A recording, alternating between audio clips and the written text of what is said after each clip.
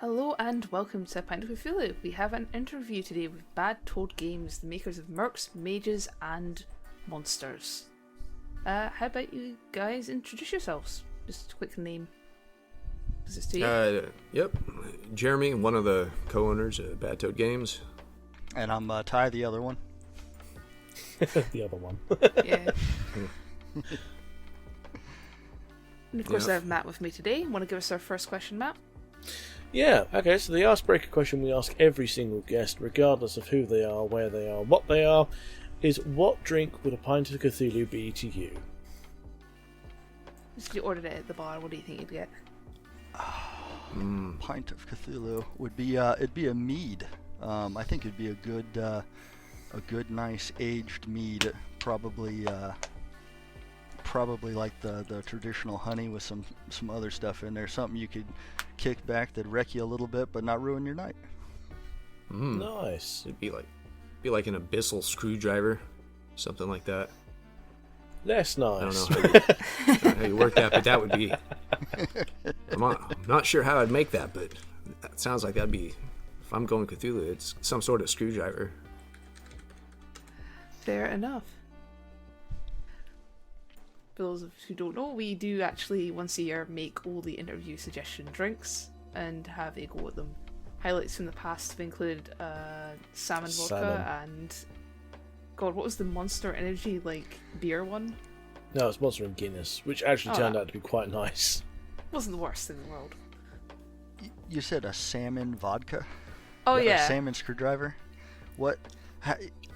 Ew. So the initial suggestion was salmon infused vodka, which is a real product you can buy. We couldn't find it, and Matt's solution for this was to buy regular vodka and a tin of salmon chunks. Yep. And I'm the one that was supposed to be drinking them, and I dodged forgot a bullet because he forgot the salmon. Sure. I would forget where I put the salmon too. I'll be honest with you. That's horrible. It's a bold choice. That doesn't mean you have to do it. It's true. Nice. Jeez. But where would the fun in that be? Yeah. You survive. That's what happens. Yeah. So, can you tell us a bit about Bad Toad Games? Well, yeah, you want to? We started. Initially, we were joking about it one night, making a game together, and I think it just kind of came out. Well, why don't we? I think this was about 3 years ago now, and it was just like, well, why don't we make a game? And then it turned into, well, why don't we just start a game company? Why don't we just do this? And so we did. It started out as like half a joke, and then once we started doing it, we're like, well, you know what? It's kind of fun. We should probably commit. Yeah, because it took a bit. We were trying to come up. We're like, oh yeah, if we're gonna do it, we should come up with a name, and that took a little bit. Not as much time as you would think. We have a lot of bad ideas, and we went through them really fast. And we did that, and then rolled into, well, we should probably make it a company. So we registered it. So we were a company without a product for a long time. A while, yeah. Quite a while. As we were working on Mercs, yeah. And we had another product lined up before Mercs, and then we decided, well, this is way too large and too difficult. We should probably do something much simpler. And then Mercs got very much larger and much more difficult than initially anticipated. But yeah, we finished it. It's out. It's a thing. Yeah. It took longer than we thought, but it works. Yeah. Scope creep is one of the things that affects pretty much every designer. Yeah, that was a word we are very much familiar with. We actually did a lot of scope creep executions, like mid thing. Is usually him reining me in on stuff because I would get a lot of ideas, and we'd be down one tunnel, and I'd be one of those wake up in the middle of the night. Listen, I know it's 10 o'clock. You need to listen to this. This is a great idea. He's like, shh, go back to sleep. You don't need no. It was my personal job to tell him to get back in his hole. Yeah, it was a lot. we have pages and pages of ideas that we didn't use that we have on the back burner just in case for add-ons, and you know, like other expansions things. and stuff like that, because of some of the crazy stuff that came out of his mouth. Yeah, happens. But yeah, it's basically just, you know, Bad Toads in essence is pretty much just two brothers that were like, yeah, we should probably make something, get folks back around the table, make stuff that they enjoy, and just have fun while we're doing it. You know? Yeah. Well, that's the main thing, is as long as you're having fun at the end of the day, that's what makes it worth it. And profit. Yeah. Yeah. So, Profit what would be kind nice. of games have you played in the past? What's your personal experience with TTRPGs? I think the first thing, the first one I played, I had a buddy back in high school. He DM'd 3.5 for D&D, and at the time it seemed really overwhelming. Like it seemed like a lot of information. And high school for me is back in like 2006 is when I graduated, so it'd be like 2002, I think. 2003 is when he was running stuff. And so playing that kind of got me into a hit and miss with that for a little bit. And then the next big one ended up being Dark Heresy 2nd Edition. Which is, if you haven't played that is wonderful. We got really into that just after COVID, I think. Just before COVID. Yeah, just before. I think it was just, yeah. So I bought, there was a big digital sale, and I bought all the books. The digital ones, printed out the ones here in town at like a little printer, sent them over the little PDF thing and said, print this. And so they did. And it's just the little like ring binder prints, but did a little micro campaign of that for friends, and then looked into Warhammer Fantasy and Symbaroum and a few of those. And so, I mean, dark games that you can like roll some humor into, but most of those, Symbaroum and Dark Heresy, are both a roll under system. One is a D20 roll under, that's Symbaroum, and then they have that percentile system for Dark Heresy, so it's the D100s you roll under. I just that made a lot more sense to me than the D20 plus modifier kind of thing. I don't know why, it just did. And I'm like, oh, this makes sense. I'm gonna have to ask now, how much familiarity do you have with a little system regarded as THAC0?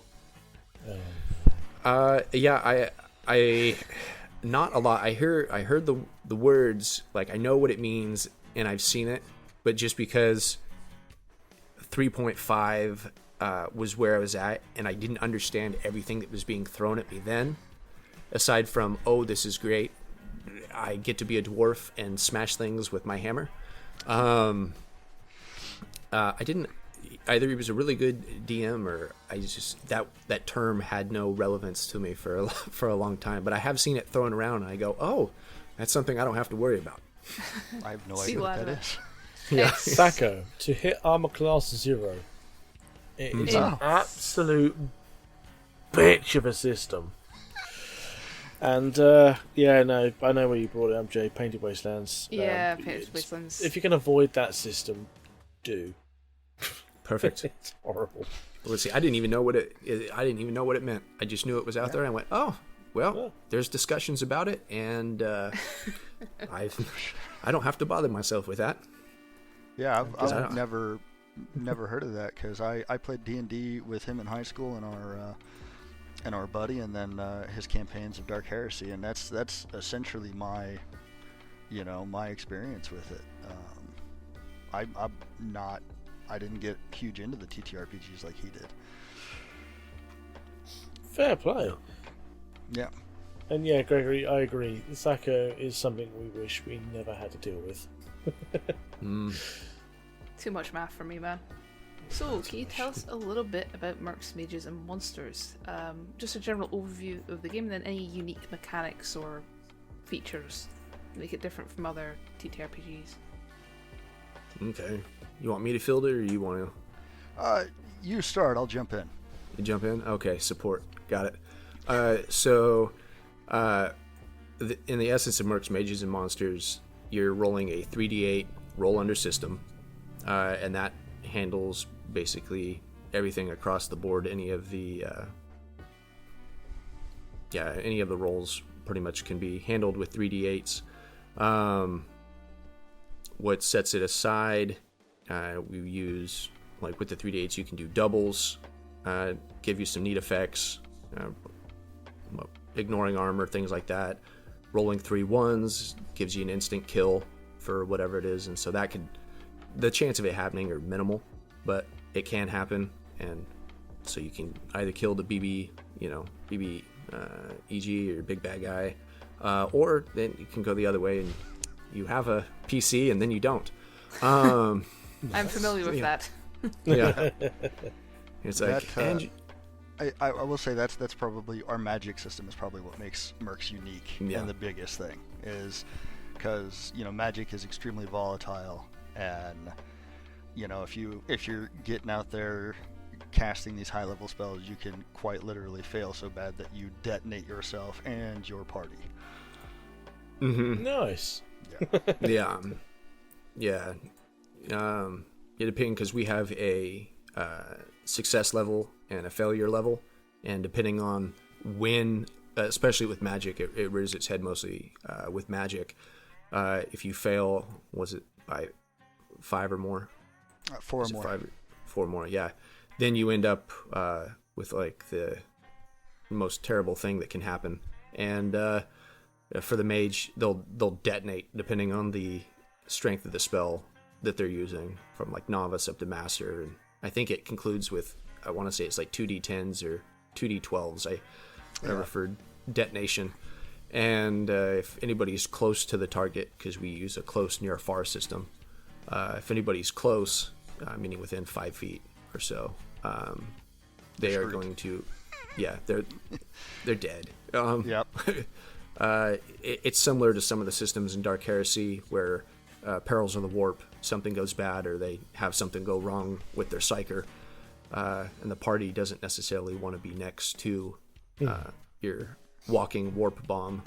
Like, he's great to have around as long as he's over there and I'm behind a wall.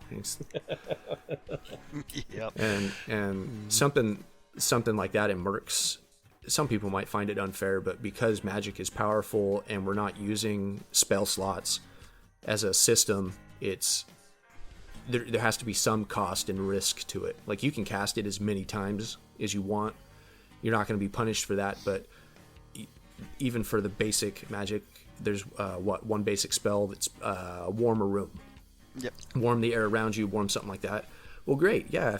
If you want to use something like that, or the mage clean self, so they go from, I just landed in pig crap or something after some event. No, spell clean self. I smell of roses now. They could screw that up and still detonate, and blow themselves up or something if they fail hard enough. So, Yeah. I mean, if we play a campaign of this, we have to make Cartman a wizard now. We must. That's automatic. That is automatic. You can, and with our magic, there's one spell I'm a big fan of, and it's for, because our magic systems we have. I don't want to mess it up when I'm calling it here. Hold on, let me look at this real quick, because one of our defensive spells, you can throw up shields and stuff like that, and. You're thinking of Meat Shield? I'm thinking of Meat Shield, right? Yeah. So we don't have like necromancers. We have what's called decay magic, though, and you have growth magic, you have arcane magic, you have decay magic, and with decay magic you have one that's called Meat Shield, where you essentially grab the nearest unconscious person or corpse with magic, and you hold them in front of you to take the blunt of whatever's coming at you. And if they happen to be alive, they're eating whatever's getting thrown at you. It's called Meat Shield. I almost want to revoke the Cartman statement, because he would be doing that every possible opportunity, because he's a fucking traitor. Mm-hmm. But also that just makes it more right for him. And it's a thing. It just, I think in the little flavor text of it, it just says nearest unconscious or dead individual, I think. So it could be enemy, ally, whatever. It's just whatever happens to be nearest to them at the time. Yep. So. Yep. Yeah. That has so many good potentials. Yeah. It has to be Carmen, unfortunately. There's no other way. Yeah, it's fun. Mercs, in a lot of it, Mercs Mages and Monsters, in a lot of it, it's based, like, it's grim light, which means it's not that there's not any hope. There is hope. You do have heroes in a way, but the heroes are, like, flawed, messed up. There's a light at the end of the tunnel, though. Like, they could turn out. The guild could help you, or they could be the reason your kingdom is, going tits up. It just kind of depends, on the character of the player, I guess. What's going to drive them. We wanted it funny, but kind of dark and a little bit stupid sometimes too. That was every test campaign that we ran. That's where we thrive. That's where we thrive. That's our happy is just chaos in the play where everybody's just kind of trying to hold it together. While your barbarian happens to be using another player as a weapon. So. Oh yeah. Yeah. We have that before. Or the other spell that I think it's the only spell that's a verbal spell. All other spells in Mercs are sign language. They're all hand signs. It's cast iron pan, which is Yes. I cast iron pan, and a cast iron pan appears from a random direction and could be filled with items because it's just being summoned from the realm somewhere. The condition of the pan may vary, and its contents, and zings across and will impact whatever the target happens to be. We have when you guys look through the book, or anybody watching or listening to this later, you can find it. There's one of the art pieces is a fighter. I want to say it's an elf fighter or something, caught in brambles, and then you'll see like a pointing mage, pan. Like just catapulting this iron pan coming out of somewhere directly at him. So try and find that now. I'm gonna have to see that in a minute. Yeah. So what kind of films, games, books inspired you to create Mercs, Mages and Monsters then? How did you find the first inspirational tick for this? I don't know. So we were working on the other one, and I don't know what it was that actually started us in this. It just, the idea came from somewhere. And did it start with the hob rabbit? Oh, yeah. I think part of it started with the stupid hob rabbit. Well, what started it devolved. You can look at. We have a picture of that too. It's in the creatures section. I mean, look at your own risk. But we started it. No, it started with skin rats, which aren't in this. They'll be in something else. Then it devolved into more of a friendly form, which was the hob rabbit. Yep. And I don't know. Like, I couldn't pinpoint a movie or anything because it's not really Lord of the Rings esque. Like some, it's not Lord of the Rings esque. It's I don't know. It'd be like what would you, more of like a comic thing. Ours, oddly enough, because the D&D movie wasn't out, but if you've seen that sort of energy seems to be more of what is in this, with like dark humor in it. And I'm trying to think of any movies, because it would just be an amalgamation of stuff. Yeah. So it's like if Lord of the Rings tripped and fell and got covered in Princess Bride with Robin Hood men in tights stuck to its shoe. There you go. Yeah, something classic. Like that. Yeah. That would be something kind of like that. Mel Brooks movies, I think, had a lot to play with kind of our humor. Yeah, in some of it. Mel Brooks. And then, just that kind of mentality going into it. And I mean, you can see it in some of the quotes that we have throughout the book, the little things, and some comedy skits that we saw. There's one in here where what's that actor's name? Walken. Yeah, Christopher Walken, where he did a skit on one show, where he's like, in this parking lot, and then somebody left him there, and they go out, and the guy's like, what happened to him? And he's like, I've been searching for an hour now for those bastards that brought me here. It's clear to me now, they're gone. And so we took that and we put it, as this thing where this guy who's out there gets abandoned by his party. And we had it in one of our test campaigns, and the party, instead of helping him, they threw him into the river. So he would float back he would float back to town, as players do. So he was that fine. Was he was the naturalist or something. Yeah, he was a naturalist. Yeah, and the goblins that brought me here. The goblin. It was. Yep. So yeah, I don't know. Dark humor in general. Mel Brooks, that the way he put it is probably the best way to summarize it, because to pinpoint anything else that we have would be almost impossible. There's a lot that goes on that we're like, I don't know whose fault this is, but we brought it into fruition. Yeah. I will Just say. found a quote in it. Oh God. This is obviously isn't an inspiration because it's your stuff came first. But if you've ever seen Punky Doodles on YouTube, he's the guy that does all those like blue and black drawings of D&D like quotes and stuff with like Wizard Radio. Yes, those are awesome. I have saved so many of those. Yeah, I love those. Those what is it? The little. It's not Boblin the Goblin or whatever, but they have him in the Wizards in the Pot. No, why are you telling them how to eat me? I'm not. I'm just telling them what makes you taste good or something. He's like, ah. Yeah, those are awesome. Yeah, it'd be along those lines. Whatever world he draws inspiration from in there, that would fit nicely. The artwork's really good too. So, just found a quote in here. Behind every great king is a hobrabbit, or a dozen, or so we're led to believe. Yep. Just trying to find the hobrabbit, and I'm finding more and more random. Oh my god, there it is. Oh, what page? Hold on. It should be down in the upper end screen. Creatures. Yeah. Yep. Oh, nice. It's on page 70 of the book. If you're looking at the spread, I think it's page 41. Not too bad looking. It's not the most hideous thing I've ever seen.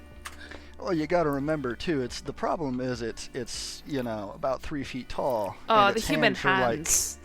hands. It's very leathery hands. It's the proportions. Yeah, no, not at that of that one.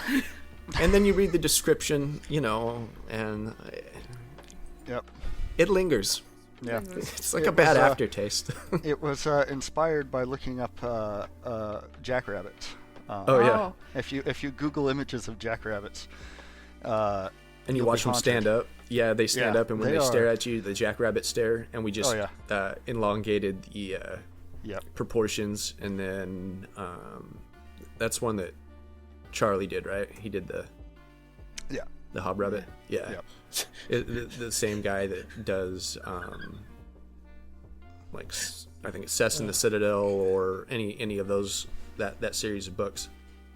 He arted the few of the creatures because I found him and reached out when we first started, and he's like, yeah, did that. Trap Rock Spider, he did those too. Some of those ones he brought that unique kind of strange chaos to it that we were looking for with the creatures. So yeah, it does also remind me of another game we've done interviews for. Doomsong has a very similar kind of art style to this. I can't mind who worked on their stuff. Doomsong, is that what you said? Yep. I'm not familiar with that. I'll have to look it up. I'm not familiar with that one. I think Modifius now publish it. Oh, Modifius. I'm familiar with them as the publisher. It's I'll not have to look it up. originally by them, but it's, I think, it was Caesar Inc. originally, wasn't it? Yeah, but someone else prints it now for them. Oh. Yeah, no, Modifius. Yeah, I'll have to we check went that out with the kind of art style for the creatures was like you'd find if someone was actually going out and trying to draw these things. There's something a little, the like a black and sketchbook whites. almost. Yeah. Yeah, there's an image, and Matt's put the handbook thing in there, but that's kind of what their art's like. Oh. Cool. Matt, you Oh. take the next one, I guess. Yeah. So how did you go about approaching the world building aspect of your game? I know it's set in a land. I've forgotten the name of it now. Where is it? Oh, I've just gone past it. Yogath. Mm-hmm. How did you eventually come up with that kind of like name, the realm, the like topography? Yeah, the name, because we struggled with the name, I actually pulled that off another map that I had done that was just Kingdom of Yogath. And it was just something I was playing around with when I was doing another map. And for that one in particular, it was going to be like a god, like Yog, and Yogath or Yogath. And I didn't really explore it too much, but I really liked the map. And so when we came up with Mercs, the map that is in the book that people can see in it, that is vastly different than the original map that we had come up with. And Ty and I think we both came up with a few different versions of it, but it used to be instead of main cities, there were main cities, but the cities had individual names, and then they were 5 or 6 different provinces. Yep. For wherever main city. There was like 6 different provinces, and there was a whole different ruling system, and they were part of it. And as we started working on the map and expanding it more, we condensed it from the provinces into, okay, just major cities within this realm of Yogath that are beholden to a king, and you have more of a lordship thing instead of individual provinces inside the kingdom, and how large it would be. Yeah, a long honored tradition. Mm-hmm. Yep. Just rehashing things, but I think we played, because we went through a few different rewritings too. Yeah. of the lore, and again we ended up with this problem of having it be like funny and kind of this dark, like grim light, we'd go with it, we're like yeah, and then somewhere we'd take a left turn into like Freddy Krueger dark down a thing, and we're like, you know what, this just isn't that fun or funny anymore in the lore. We're having a real hard time writing this. Yep. And we're like, okay, I see where we went wrong. Yeah, it was all the blood over here, and let's go back and undo that. And we wasted time and some brain cells, and would push back into more of this dark humor, just light enough sort of a deal, but you could still have some murder hoboing going on, but have a laugh about it instead of being like, oh, run away. Yeah, that's where, if you read my wife actually wrote the current intro and everything to it, because every time we tried to write it, we got too dark. It was dark. It dipped into dark. Let's why are we doing this? Like, take a step back. So I think it was after like the 6th iteration that we went through, we were like, okay, like fresh eyes. And we told her what we were after, and she's like, let me see what I can do. And then she went 2 or 3 iterations, and we got, what this, we have, kind of Abbott and Costello attempt at assassinating a king. Mm-hmm. Yeah. So, Nice. That is something we've had experience with too, that same trip, because whenever Matt and I work on something, he'll leave me alone for 15 minutes and come back to brain parasites. Yeah. Yeah. It happened in the Salvage Union thing. It happened in season 4, where I had the alien infestation. I sort of really get into the horror stuff, and occasionally it is slightly less fun for it. Yeah, and something else that we found, because we're in 2 different states. I'm all the way over in Oregon. He's in Arkansas. When we, I will be able to answer that question in a minute. I see the one from Styles. But we went with the distance. We would have times where we move really, really fast if the idea was simple, but the story time, and there's like a whole nother story about just a paragraph just for the combat system, trying to figure that out. There were months where we stalled out, like, how can we reword this wording? Yes, it works, it gets the point across, but it's terrible. And as soon as we got over there we visited, got over there. I think we were together. It was 5 30, minutes. maybe. We five. We looked at it for 5 minutes and we had a solution. We had a solution together, And it was ridiculous. Yeah, we sat down. We had a drink. We're looking at it. We're like, "What about this?" Yep. Solved it, and we're like, "Well, great. We've solved months of months of intellectual constipation in 5 minutes." Yeah. I don't know why, and- but and- sometimes just being in proximity, Yeah.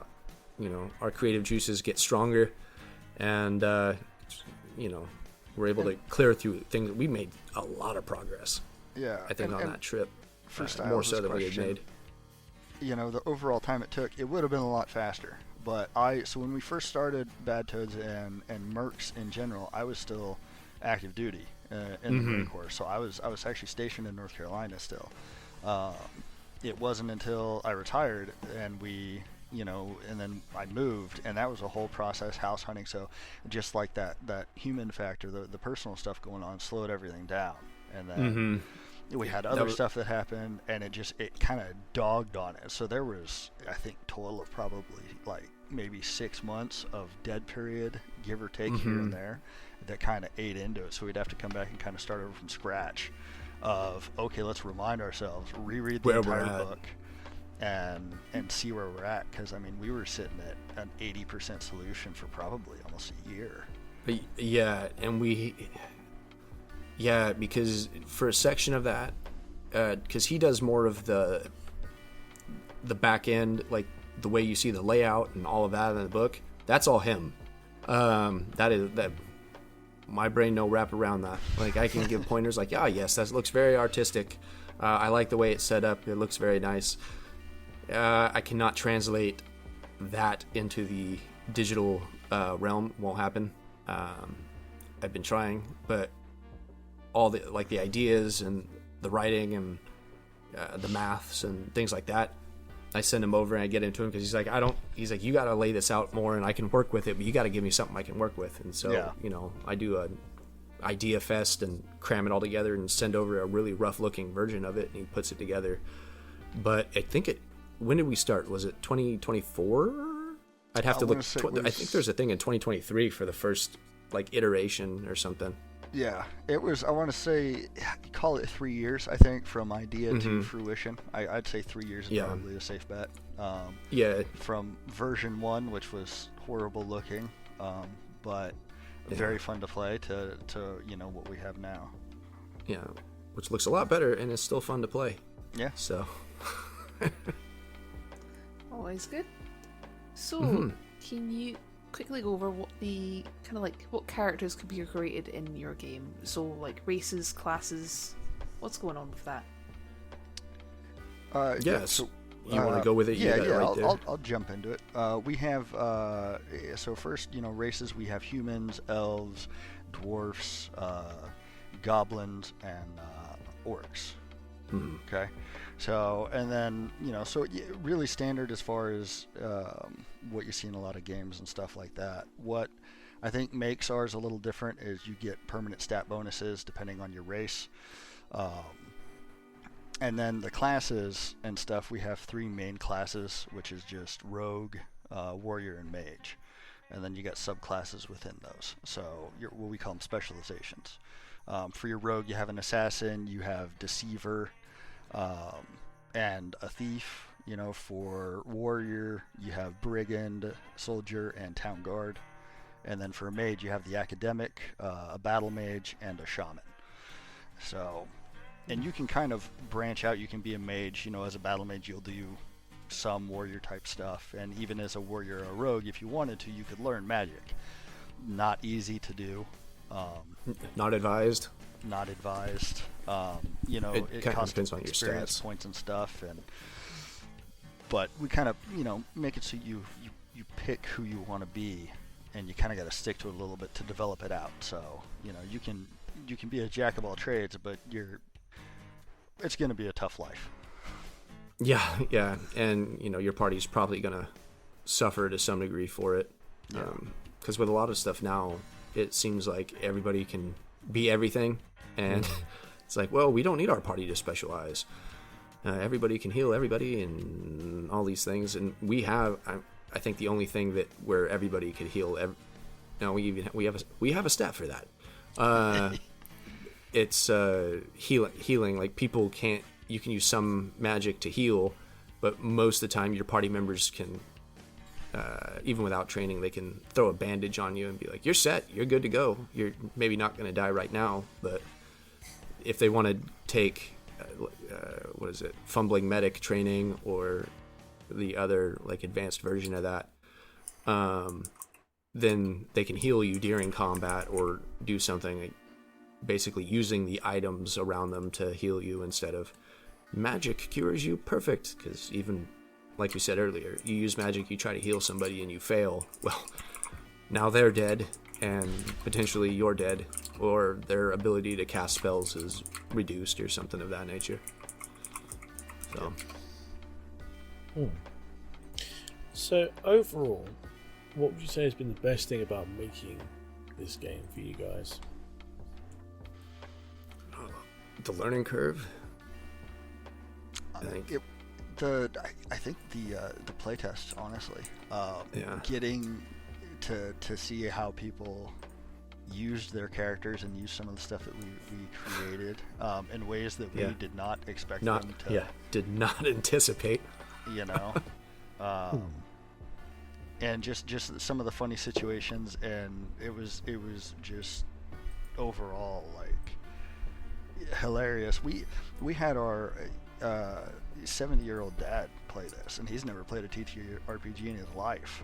And once we explained the rules to him, it was like 5 minutes, and he was in it, and he was just loving it. And watching that was hilarious, because he was trying to. I mean, he was threatening shopkeepers like it was his day job, and it was just fun, honestly, to do that kind of stuff. Yeah, and the other part on that, like I said, the learning curve on my end, because we realized the stuff that we did was out of order. How one may do TTRPGs. I mean, basically you do like your story, your words, your rough layout of what you want, all your iterations of that, and then you seek artwork. Typically, like you may have some really rough stuff that you do doodles that give you an idea. We did some artwork out of that cycle that afterwards we're like, oh yeah, no, this does not work anymore. And there's some of it some of it we salvaged, we were able to use, we kept it and were able to make it work, but not going forward. Yeah, going forward we're gonna be like, okay, that is one of the last steps, not a first step that you do. So just the amount of knowledge we gained from it, we could blow through a lot of stuff a lot faster. Which is really fun. But yeah, campaign story stuff, just seeing what people do when you hand them something, play this, and you're like, oh, okay, instructions unclear, I understand.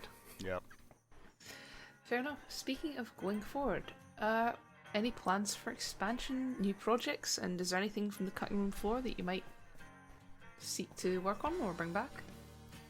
So we're planning on adding in at least one solid adventure to this, as we're trying to go get a print version out, a physical copy, and we want to get some refined stuff in there, and at least one adventure, and maybe a little bit more before we do our version 1 release for physical.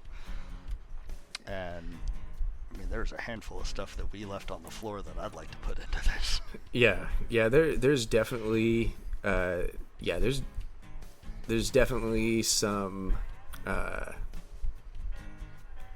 opportunities for expansion in the magic, or expansion in some of the lore. Definitely more things for the players to interact with and do that we'll put in. But yeah, right now our focus is on getting the adventure attached to this, because we use contracts, so it'll be a long form contract, and just going back through and getting the stuff that we used in the playtest that was really good, really fun, but streamlining those and building them up in a way that it'll reward people, and they'll feel like, hey, this is a really good addition in the back of the book to use, instead of, well, yeah, no, it definitely looks like you built this during playtesting and did not expand. But there's definitely a lot that we can add in there that we'd like to add in there. It just kind of depends on the support level we get going forward, but we'd love to add stuff. Oh yeah. Would you consider going down the routes of Kickstarter then, perhaps? We went down the roads of Kickstarter. Kickstarter. Last year. Last year, Yeah. and believe it or not, we did not succeed. There was no kickstart. Yeah. I'll be honest. By the time it was getting close to the end, him and I, Ty and I, had a long conversation about it. And most people would be excited when something succeeds and be real heartbroken when it failed. We were not that heartbroken. Nope. We were relieved because there was so much other stuff that was going on at that time. That was right around the time I think you were moving.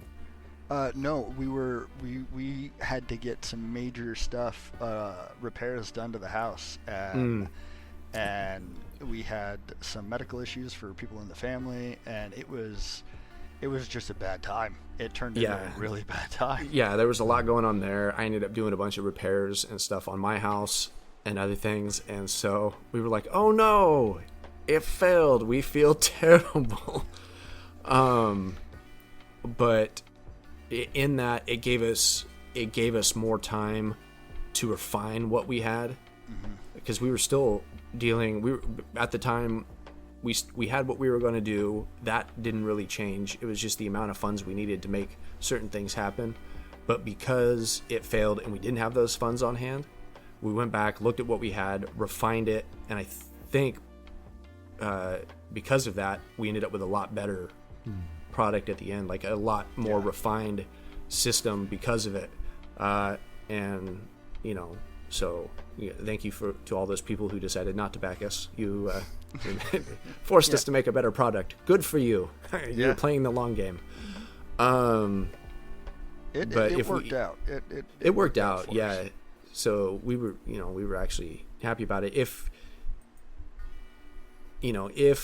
we decide to go that route again, it's a possibility. We have another thing that we're investigating right now that might be something similar to Kickstarter, but we won't hear back on that until early June or something, if that's something that might be an opportunity, and then we'll post about it if that happens. But we're just kind of seeing where it goes from there. Opportunities are everywhere, and eventually we will get people have reached out to us about hardback books, so we've heard them. We're aware. We want to make sure what they get is actually worth what they're getting, right? Because we may have a company name, and we may have something out there, but there's still that imposter syndrome of no, look over here at what all these people are creating. We're just out here throwing stuff on paper with words and pictures. But the people that have looked at it have liked it and done stuff with it, and done some like little fan things, and so that's fun. Yeah, I think I know who one of your first customers will be and if you do get the hardback. Excellent. I do like books. Addict. All right. I do the same thing. Yeah. So, if you had to pick one piece each, what would you say is the thing you are most proud of this game? That's a great question. Oh. Most proud of, as far as content or just overall? Anything you think is the one thing you are most proud of. It might be kind of a cheat to the question, but it's just the fact that it's out there for people to play. The fact that other people can look at what we consider our stupid humor on the page and be like, yeah, no, this is actually kind of fun to play. And if people are able to do that, I think that's the win. that people are actually able to play this and enjoy it, and you know, maybe piss themselves laughing as they do it. That's a win. That's the goal. That's the dream. Yeah, I was gonna say basically the same thing. Being able to get from start to finish and actually get it out, so it's not just loading over our heads of this half, like the ghost of the TTRPG, where we're like, oh, look at these other ideas, and you know, what about this one? You've forgotten about me. No, we haven't. Getting that out there, and like he said, where people can play it and do it, and we know folks are having a good time, and we were able to provide the vehicle for that good time. That is awesome. Yeah. Like we did that. That's something we did, and then the artists that helped us along the way, and like the feedback we got, you know, that is awesome. Nice. I'd say that definitely counts. Yeah. So, just to finish off here, have you any final advice for people looking to create their own TTRPGs? Start small. Yeah. Like really small. 1 to 2 pages. To start with, like you'll see a lot of them, but 1 to 2 pages. Start with that. Simple rules. Playtest. Do art last. Yeah, and watch that. You know, if you look at videos how to create games, be it TTRPGs or digital, and everybody warns about scope creep. Listen to them. Scope creep is a son of a bitch. Yeah. Like 100%. It is evil, and it sometimes you don't even realize it's happening. Those little ideas that seem so good that spin you off, and suddenly you're chasing the rabbit. Like, stay, you know, make sure your plan is solid. Yeah, do like a mission statement, if anything, to start. Like these are my core ideas. This is what I want to do. Yeah. And then lock that in a box, keep it there. And anytime, you know, you think you're drifting, go back and look at that. And if what you have is nowhere near what is on there, something has happened. Either you're working on something completely different, you just scrap what you have, or you need to shave some fat and get back to what you were trying to do. Yep. And the one thing that helped us a lot too is sometimes you're not going to want to work on it because it's just there looming and staring at you in the face, and you're like, man, I don't want to stare at this thing anymore. I don't want to do it. Put that creative energy on something else then. Little ideas you create and write down in a notebook, as long as that energy is flowing, hey, that's you know, you can always come back to what you're working on. But let that energy flow. Don't dam it up, you know. Let it out. Yeah. Nice. Well, thank you very much for both of your time joining us. It's definitely something we're going to have to look into playing this at some point, if we can get around to the time of it. And I'd love to have you guys back on to play with us, maybe, if we can make that happen. Yeah. Because it sounds like this could be up our alleyway in terms of humour, for definite. But yeah, no, honestly, thank you very much for joining us, and it is an incredible game. I've read a little bit of it, not all of it yet, but now knowing the Hobrabbit exists, I must read further into said creature. Well, and thank you for having us too. Yeah. I hope you enjoy the rest of the doodads and creatures that weren't covered, because you're gonna have a fun time. Yeah. You know? You might not sleep well, but you're gonna have fun. Oh, I can sleep like the dead anytime.